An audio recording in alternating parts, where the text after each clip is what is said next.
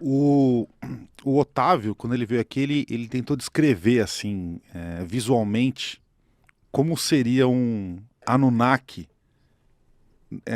no fundo de um bunker, Hum. sendo... Ele falou que seria um ser grandioso, né? Com a carne corroída, se eu lembro bem. E que vários humanos, assim, sei lá, é que eu fico imaginando uma coisa na cabeça aqui. Eu fico imaginando um ser sentado, tipo uma cadeira, aí a carne, assim, meio podre, meio envelhecida. Aí um monte de humanos, assim, cientistas pequenininhos, assim, andando em volta. Aí, tipo, uns tubos, né, alimentando ele, assim, com algumas coisas e tal. Aí eles ficam tentando preservar a vida desse ser. Como é que você Olha, tenta criar uma imagem na nossa mente aqui de como seria? Eu fico imaginando uma coisa de ficção científica, um filme assim, sabe? sim, eles são gigantes, eles têm o crânio bem alongado para trás, né? Mas não são muito diferentes de nós, não. Existem vários tipos, né, Anunnaki.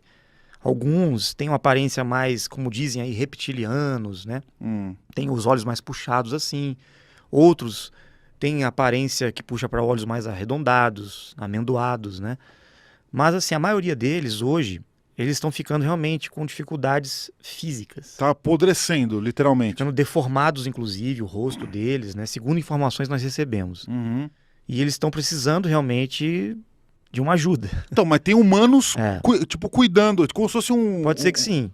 um- Sim, eu não tenho essa informação direta, né? Mas pode ser que sim.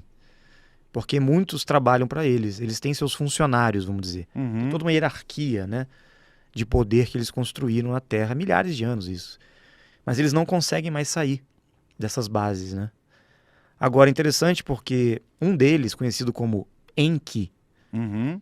pelo que a gente descobriu, ele sempre tentou ajudar a humanidade, proteger o ser humano. Ele se Uhum. sente responsável pela criação humana, né?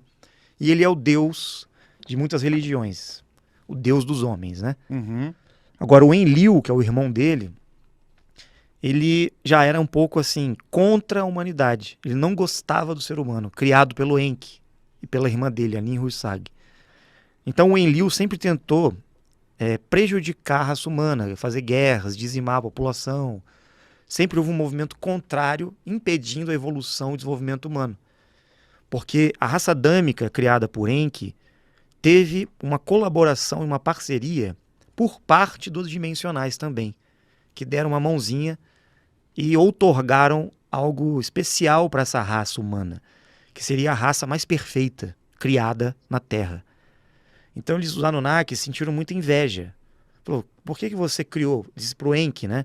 Por que você criou um ser humano mais inteligente do que nós, com potencial de desenvolvimento e recebendo uma biotecnologia, que seria a centelha divina, a alma, que eles não têm, tá? Eles têm espírito, eles têm corpo e espírito, mas eles não têm o desenvolvimento espiritual da alma, a centelha, essa biotecnologia que desperta neles uma consciência maior, uma conexão com Deus, podemos chamar assim. Já a raça adâmica teve isso. Então, o ser humano criado por eles despertou algo que nenhuma outra raça tinha, que era esse sentimento de conexão, de divindade e de consciência, de inteligência.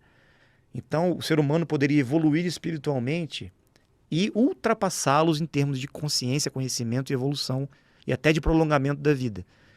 E eles, muito intimidados por isso, manipularam geneticamente a raça adâmica para impedir que o ser humano se desenvolvesse. A gente soube que eles manipularam o cromossomo, né, adulteraram ali, mexeram, cortaram o cromossomo 2 e 3, o DNA do ser humano, num período muito remoto, para que o ser humano não vivesse mais de 120 anos, porque o ser humano vivia muito mais tempo antes, os adâmicos, né? Depois de um tempo a gente começou a regredir, porque houve uma manipulação genética por parte dos Anunnakis. E trazendo para o ser humano uma baixa imunidade, para a gente ficar doente, para a gente não ter saúde, para envelhecer mais rápido e morrer. Eles queriam que a humanidade ficasse com pouco tempo de vida e reencarnando e morrendo, e reencarnando e morrendo, preso nesse ciclo de samsara. Eles não morrem, eles ficam vivos, apesar das dificuldades que eles estão, mas eles têm conhecimento para prolongar a vida deles. os Anunnakis. Quem comanda a Terra e quem controla o mundo. Eles não morrem, cara. E a humanidade morre e vai renascendo e eles continuam no poder, resetando o sistema de controle deles de tempos em tempos. Como se fosse um grande tabuleiro mesmo de xadrez, eles ficam no controle das peças, né? Então, existe um grupo que está acima deles, acima de nós e além da Terra. Este grupo são extraterrestres muito mais próximos de Deus, dessa energia suprema, do que nós aqui, até mesmo os Anunnakis.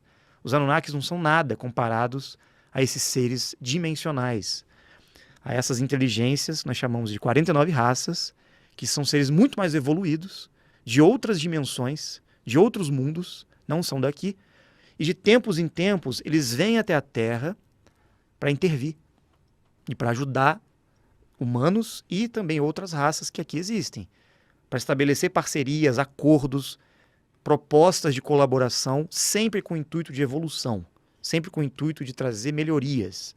Porém, os Anunnakis sempre resistiram a essa ajuda superior. Eles sempre tentaram manipular essas intervenções. Tanto é que quando a humanidade recebia um contato direto dos extraterrestres do bem, surgia ali uma história, um legado, um conhecimento. Depois os Anunnakis vinham e adulteravam aquela história, modificavam aquela tradição, transformavam aquilo em religião. E eles se apresentavam como os deuses, ou como o próprio Deus, roubando o nome daqueles seres divinos que vinham contactar os seres humanos e transformavam aquilo em instituições religiosas formalizadas, para controle das pessoas. É isso que aconteceu. A igreja, escancaradamente, a história de Jesus, a presença de Cristo na Terra, foi uma vinda direta de um ser extraterrestre aqui. E ele faz parte das 49 raças. Ele veio direto. Não é? Estando aqui na Terra, ele deixou um legado de conhecimento, ele deixou informações para grupos de pessoas que deveriam dar continuidade àquele trabalho. Depois, os romanos, alguns religiosos, né, ligados ao judaísmo, se infiltraram, manipularam com sociedades secretas e distorceram a tradição cristã, que foi criada pelos romanos. Né? Jesus nunca estabeleceu uma religião, um cristianismo, nada disso. Inclusive, ele deixou um conhecimento para os apóstolos, né, que eram vários, não eram 12, eram muito mais pessoas. Tinham homens e mulheres também, não era só homem, né? Essa história aí que Jesus só tinha homem do lado é mentira. E foi tudo manipulado. Assim como a história de Moisés foi manipulada, tá? A história de Maomé também, a história de Buda, a história de Krishna, todas as religiões foram recontadas, reconstruídas pelos interesses desses grupos de poder. Porque a religião virou um instrumento de controle pela fé. Assim como governos, economia, educação, mídia, né? Todos os sistemas da Terra estão na mão desses caras. Então nós somos marionetes, escravos, o gado aqui na Terra. Então, como dizia o Chapolin Colorado, e agora, né? Quem poderá nos defender? Então, assim, eu digo, existem sim inteligências acima que podem vir nos ajudar. Só que eles não podem interferir também mais do que 10% na evolução no livre-arbítrio da humanidade dessas raças que aqui estão, até dos Anunnakis. Porque os Anunnakis são de terceira dimensão. Então existem leis universais que regem as dimensões. Os seres de 3D, nós e outras raças extraterrestres, temos que evoluir nessa bagunça aí. E a gente tem que desenvolver espiritualmente, tecnologicamente, materialmente, e vamos no fluxo da evolução. Existe um propósito maior. Só que esses seres que estão em dimensões superiores já passaram por isso aqui. Então eles vêm de tempos em tempos como se fossem professores, educadores, intervencionistas para dar uma mãozinha para nós. Ó, na verdade é isso aqui foi distorcido. Conhecimento para evoluir é por aqui. Aprenda sobre isso, se conheça.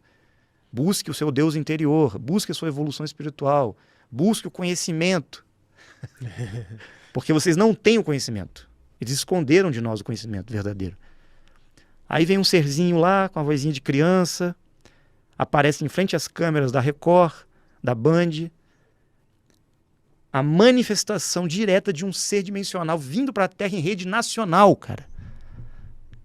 População, busquem conhecimento. E nós fazemos piada da situação. Imagina. Como é que eles vão vir? Eles vão descer aqui com uma nave extraterrestre e sair com uma voz grossa, eu sou o ser, não sei o quê. E vai gerar uma guerra mundial, cara. As pessoas vão entrar em desespero diante de uma aparição dessa. Então a humanidade não está pronta, cara. Então ele veio e se apresentou no nível de maturidade que a gente tem. Nós somos crianças. Então ele se apresentou como uma pessoa, uma personalidade infantil. Quando você encontra uma criança, o que você faz?